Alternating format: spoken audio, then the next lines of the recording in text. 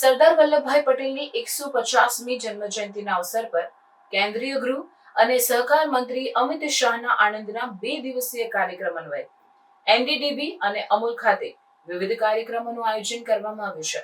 ત્યારે તેમણે ત્રિભુવન સહકારી યુનિવર્સિટીનું ભૂમિપૂજન અને શિલાન્યાસ કર્યા।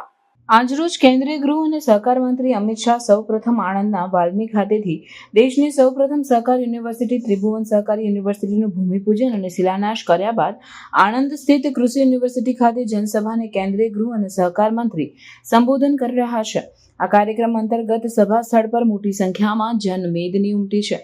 દેશની પ્રથમ સહકાર યુનિવર્સિટીના ભૂમિપૂજન અને શિલાન્યાસ કાર્યક્રમમાં મુખ્યમંત્રી ભૂપેન્દ્ર પટેલ ઉપરાંત ગુજરાત વિધાનસભાના અધ્યક્ષ શંકર ચૌધરી, ભારત સરકારના સહકાર રાજ્યમંત્રી કૃષ્ણપાલ, ભારત સરકારના સહકાર અને સિવિલ એવિએશન વિભાગના રાજ્યમંત્રી મુરલીધર મોહોલ, આરોગ્ય મંત્રી ઋષિકેશ પટેલ તથા સહકાર राज्यमंत्री जगदीश विश्वकर्मा विशेष उपस्थित रहा था।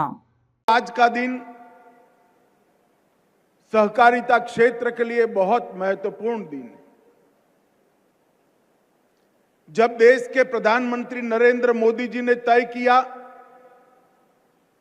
कि करोड़ों गरीब, करोड़ों ग्रामीण, उनके जीवन में आशा का संचार, उनकी आर्थिक समृद्धि के लिए देश में सहकारिता मंत्रालय की स्थापना की जाए, उसके बाद सहकारिता मंत्रालय ने राष्ट्रीय स्तर पर केंद्र में एक अलग मंत्रालय की स्थापना हुई। मंत्रालय की स्थापना के बाद चुने हुए देश भर के 16 सहकारी नेताओं के साथ में बैठा था।